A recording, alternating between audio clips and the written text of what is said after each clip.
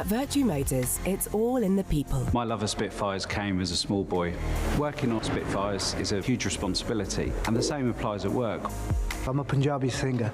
I've got a passion for singing, and I always loved cars.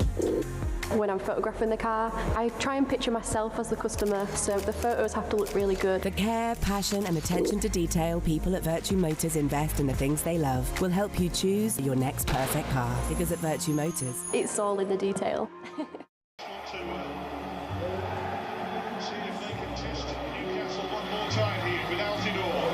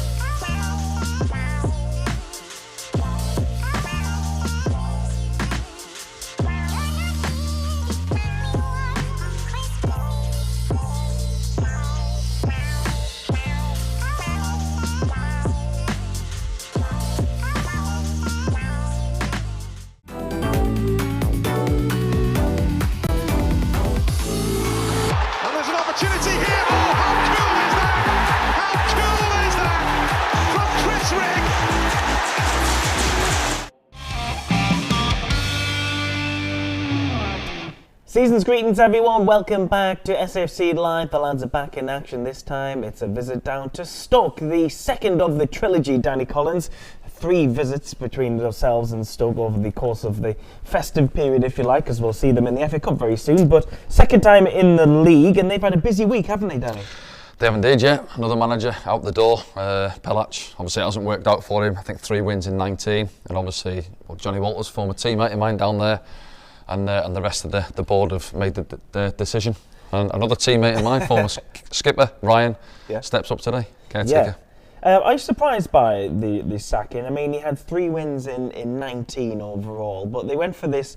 Well, John Walters, wasn't it? He went for this young, up-and-coming foreign manager. A lot of the other championship clubs have had success with, haven't they? But it just hasn't worked out, in his own words, John Walters. Yeah, listen, you're not guaranteed, are you? If you could go and get a top manager in, and sometimes it doesn't work out, as you see in the Premier League regular.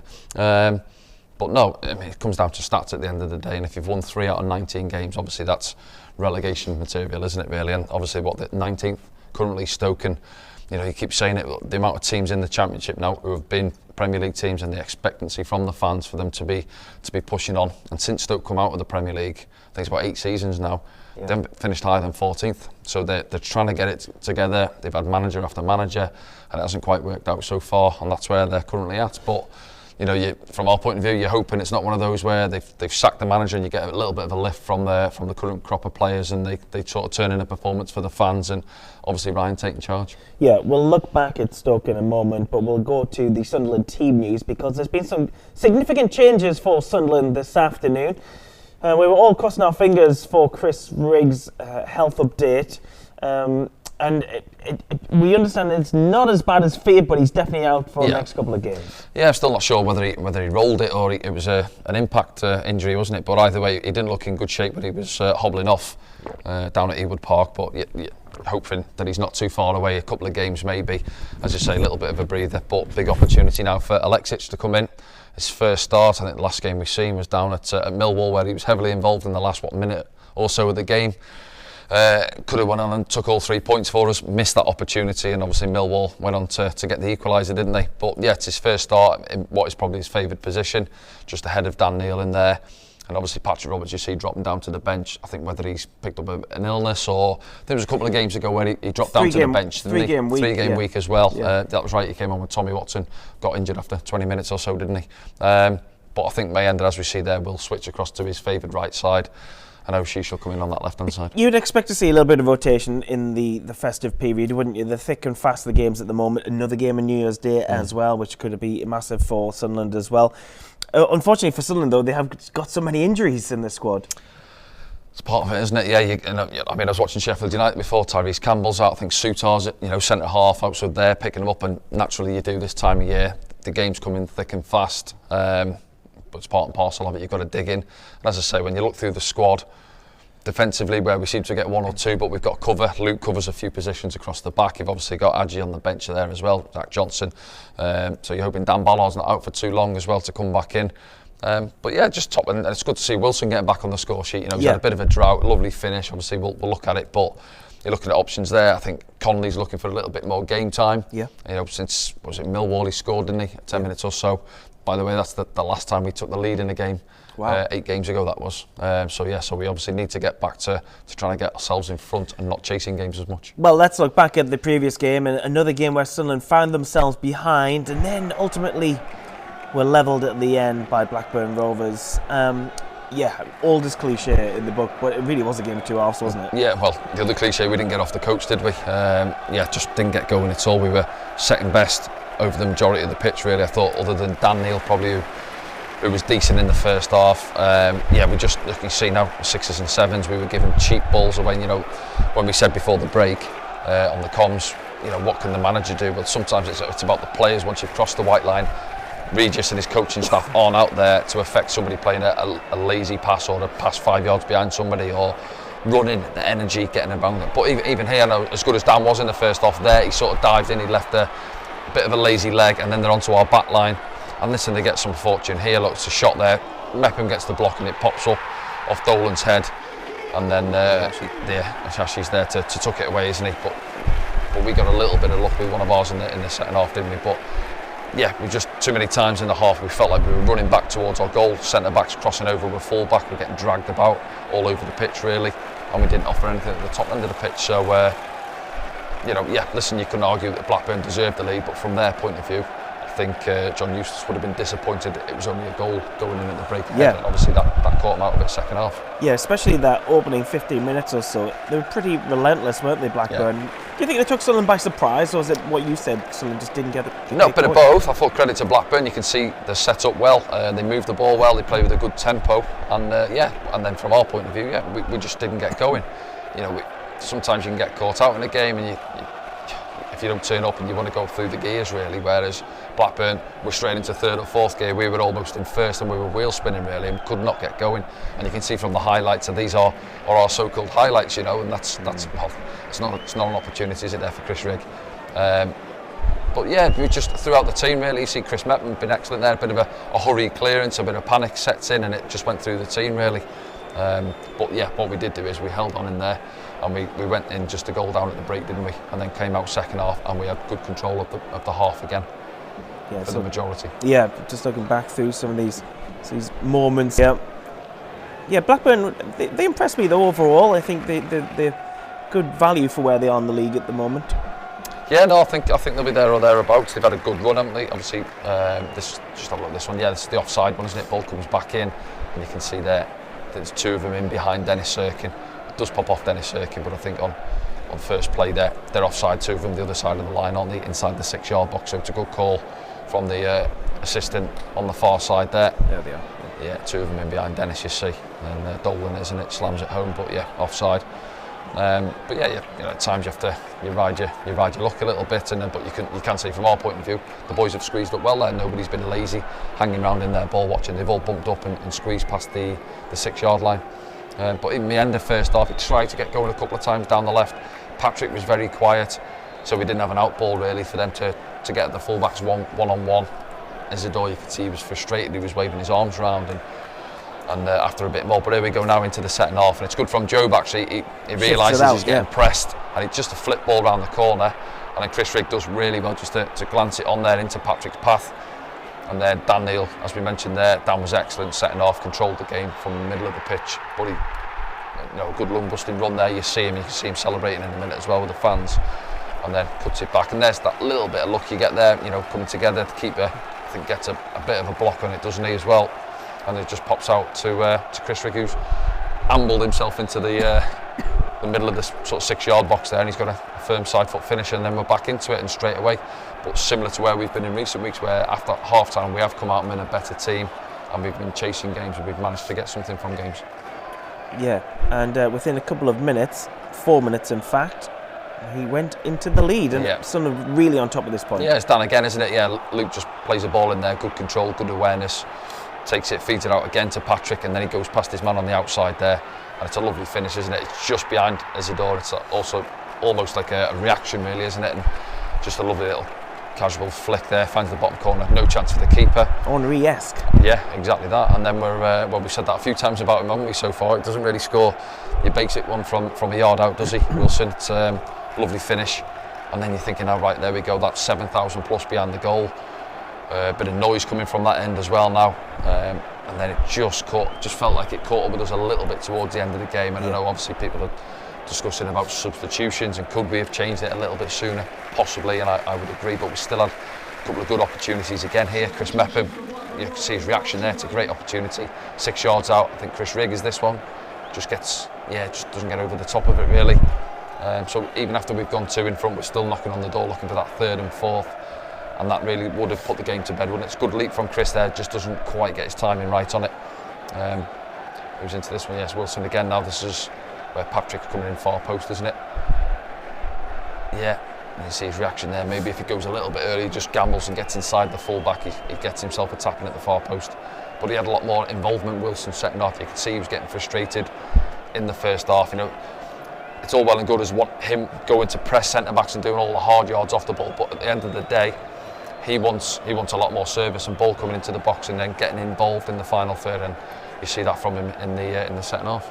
Yep, late chance for Chris Mepham, just didn't drop down, and then a late one for Job as well. Again, Isidore cutting this one back. Yeah, comes onto it, Job. I remember you saying he could have took a touch, and yeah, he could have done. But listen, it's there for you.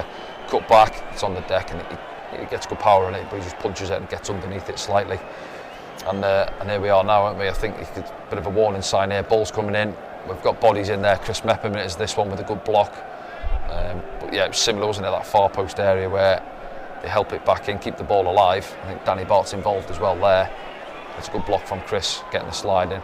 But here we go now, so they've recycled it a couple of times now, ball's coming back in and we're not really dealing with it. You see Joe's back there trying to help out, everybody's back there, and you're just thinking, come on lads, can we see the game out? Just somebody get a good clearance on one, but Danny Bart again stood up there. That's the disappointing thing. Danny Bart is a big physical presence. Yeah. We've got to get switched on that. I know I've mentioned Patrick there, you see Patrick, he's top of the picture, you see there corner of the 6-yard box, I'm not expecting him to go and win a towering header, but just go and get amongst Danny Bart there, you can see what's happening in front of you, just go and put him off a little bit, but he gets a free header, drops down, and Leonard off the bench a few minutes, wasn't he, takes a touch and then fires it into the roof of the net. So yeah, it's a disappointing blow from where we are, and you think, can we see the game out? We haven't managed to do so. Pato's unlucky, I think actually it's, smashed at him from what, 4 or 5 yards out. He almost gets a glove on it enough to try and tip it round the post as well, doesn't he? And you can see the reaction of the boys there, and they would have been disappointed getting back on the coast, but then we still have this chance to win it from the ender as well. Forget about this one where he's picked it up, and I just think that yes, he's still a young lad and he is quite raw, isn't he? He doesn't move the ball, he doesn't do anything, either take it early, because you can see the keeper pairs, he comes out and then he's backpedaling towards his goal. So I think maybe I think his first touch isn't bad, see there, gets it out of his feet, but then he knows his defender's getting back at him, and then he gets 2 or 3, similar to Isidore's a couple of games ago where it got stuck under his feet a little bit, but then he's got to shift it past the keeper and go at him with his pace, but doesn't do anything and ends up running into the keeper. And that's a very late one. And then this one, almost pops up for Dennis. Dennis is in there, isn't he? So yeah, second half we were the better team. First half we were nowhere near it, so a draw was probably a fair result.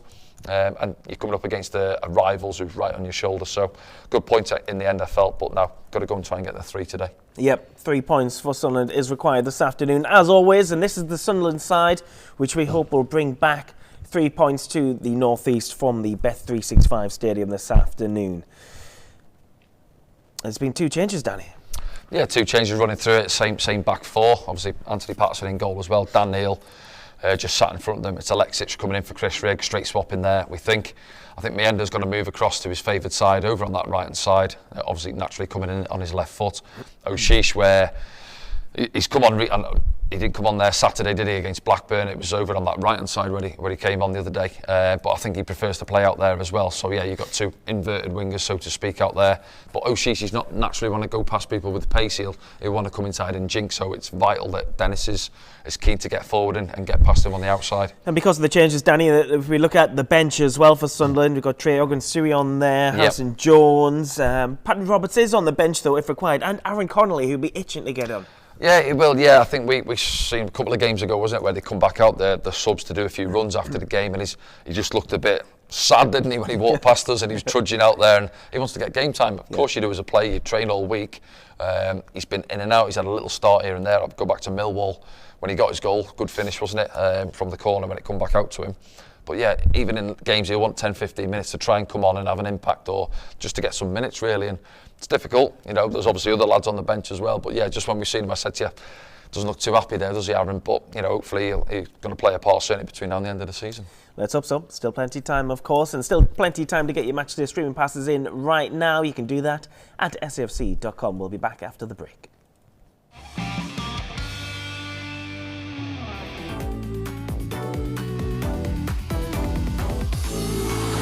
there's an opportunity here. Oh, how cool is that? How cool is that? From Chris Rigg.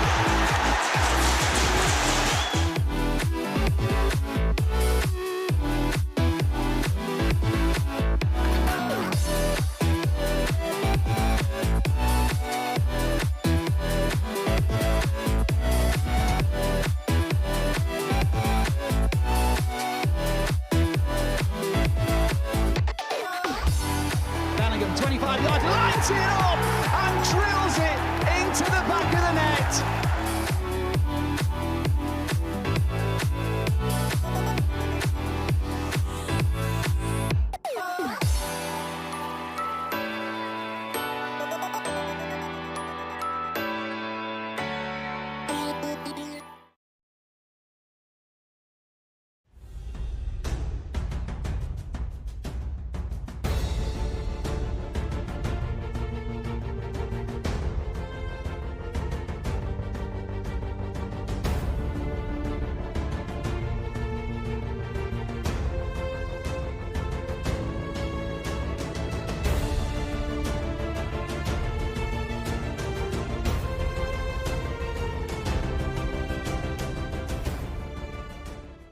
At Virtue Motors, it's all in the people. My love of Spitfires came as a small boy. Working on Spitfires is a huge responsibility, and the same applies at work. I'm a Punjabi singer. I've got a passion for singing and I always loved cars. When I'm photographing the car, I try and picture myself as the customer, so the photos have to look really good. The care, passion and attention to detail people at Virtue Motors invest in the things they love will help you choose your next perfect car. Because at Virtue Motors, It's all in the detail. See if they can test Newcastle one more time here with Altidore. Green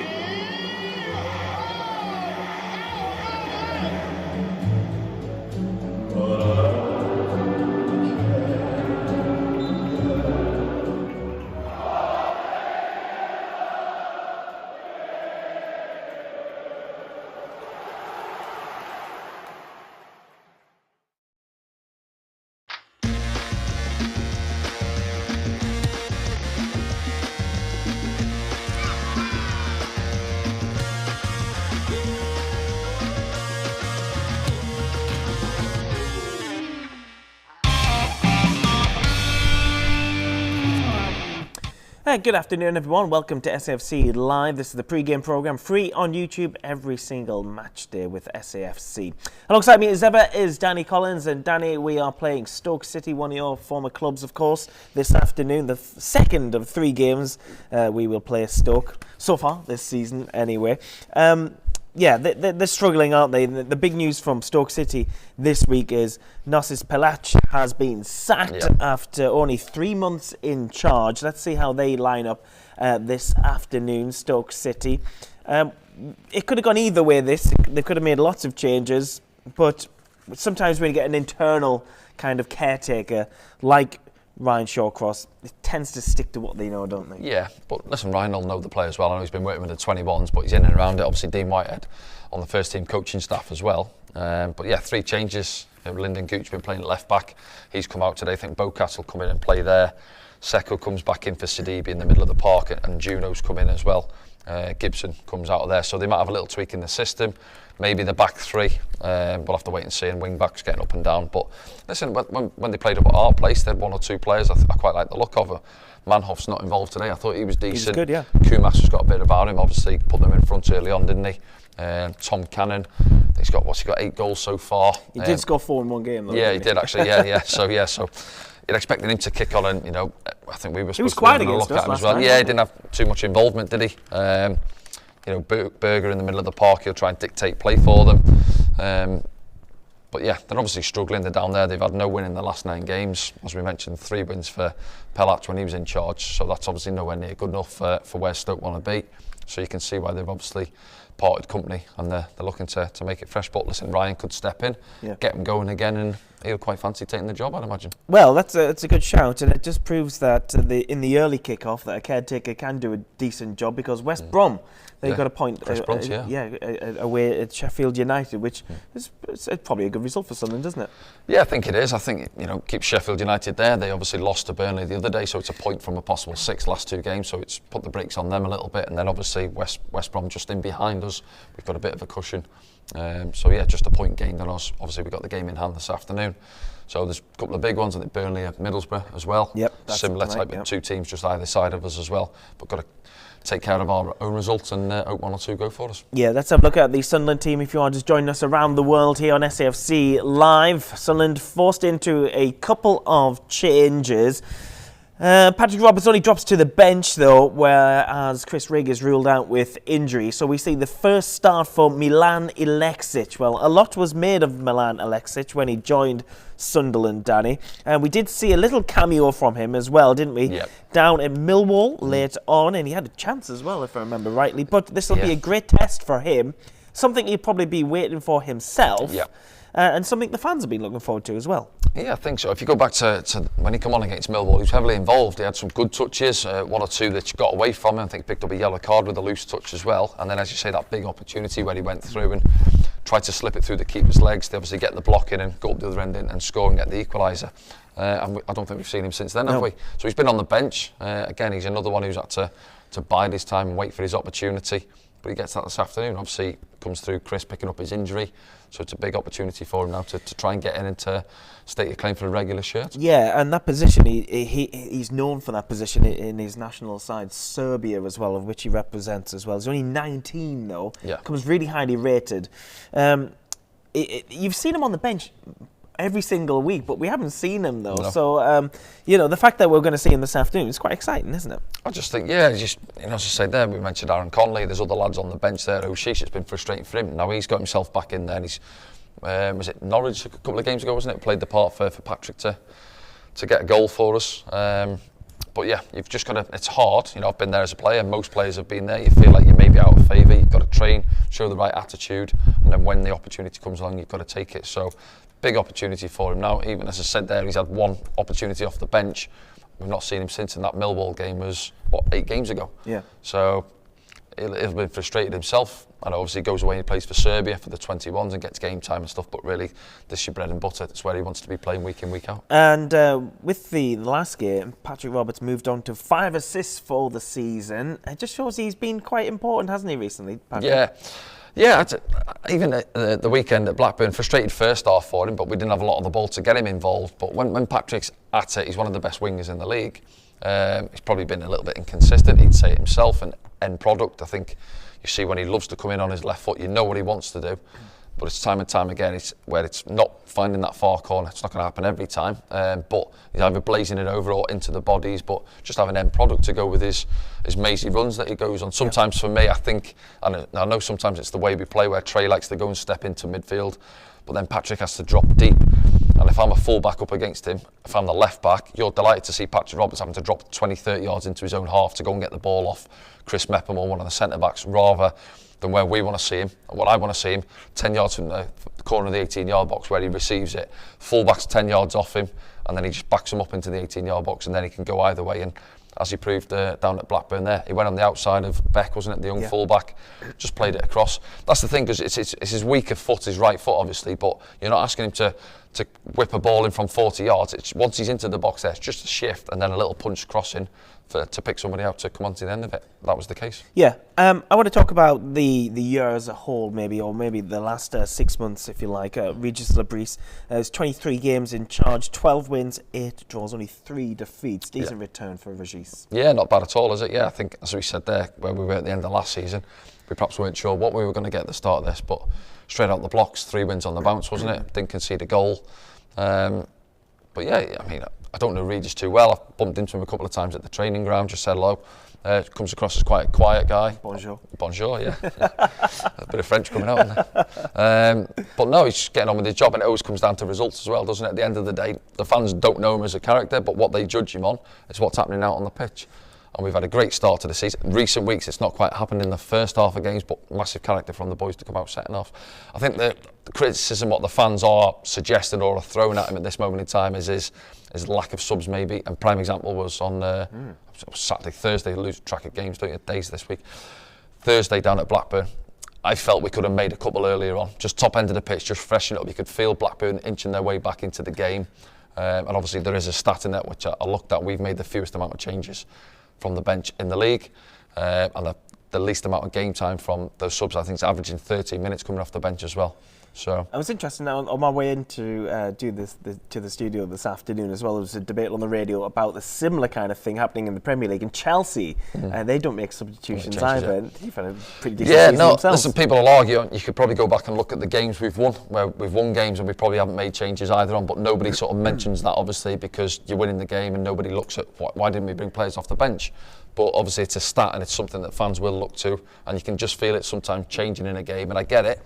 We're sat here, obviously we're away today, so we're watching it on a monitor, like the fans at home, but they can see it and they can sense that the game's maybe turning a little bit, because Blackburn was your prime example where... They changed 4 or 5 players, didn't they? Yeah, but also 30, 35 minutes, we controlled that setting off, and you just felt them towards the end of the game coming back, having a little bit more bit of ball into our box. Listen, it's not to say, yes, if we'd have made those changes, it would have had an impact and we wouldn't have conceded. It's all hindsight at the end of the day, but what I think the fans are suggesting here, can we just freshen it up, give us a little bit more energy, top end of the pitch, And of course, it was Harry Leonard who scored the goal. Harry Leonard, from them. So from their point of view, John Eustace, he's come out of it smelling the roses because he's made changes and one of his subs has come off the bench and got them a goal and got them a point ultimately. But I just think you're probably looking at Wilson late on. He's probably feeling it because he puts a lot of work in, closing centre backs down as well. And then maybe you're thinking, well, prime example where I've said about Aaron Connolly on the bench there, or you're Roosing, lads who will come out and they're going press and just freshen it last 10 minutes and maybe not allow Blackburn to get that foothold back in the game. And something before we head into the final hour break, before we go into our commentary positions, and you can still buy your match streaming passes right now at sfc.com. Danny, you were looking at some of the fine margins in the game, weren't you, before coming into the studio this afternoon? And looking at the Regis's playing record, those 8 draws and the 3 defeats, some narrow margins in those games as well. Yeah, late goals, isn't it? Late goals is, last 10 minutes I was just having a little breakdown there, and I think we've minus 9 points in terms of what we let go in games late on, and we've picked up 4 points, so that's a -5 deficit. So where we could have been, listen, I know every team can sit there and do that, but it's the fact that we've been asked the question and people are saying, why are we not starting games well? But that's only been a recent thing really, where you look at the record where we've scored a lot more goals earlier on, and then obviously the deficit is less in the second half of games. But what I will say is we can't keep on chasing games like we are. We've got away with it to a certain extent. You can give the lads good character. Well, I was going to say you can give the lads a good pat on the back and say well done, because it's easy to, like, prime example again, going back to Blackburn where we were nowhere near it, to shoulders down in the change rooms at half time. But what they did do, they rallied, they come out second half, controlled the game and got back into the game. But we've done that far too often. 6 games I think on the trot we've gone behind now. And it's going to catch up with it in the end. I think the only one we haven't managed to get back into was obviously Sheffield United. But that was an 84th minute goal, which is obviously on the list there, Yeah, okay, some good stats there, Danny. Okay, then we'll be back very soon then, and we're going to go off to our commentary positions now, back here at the Stadium of Light in our studio. We'd like to say goodbye to anyone watching the free game programme on YouTube, and you can join us for the full 90 right now by getting your match day streaming passes right now at sfc.com.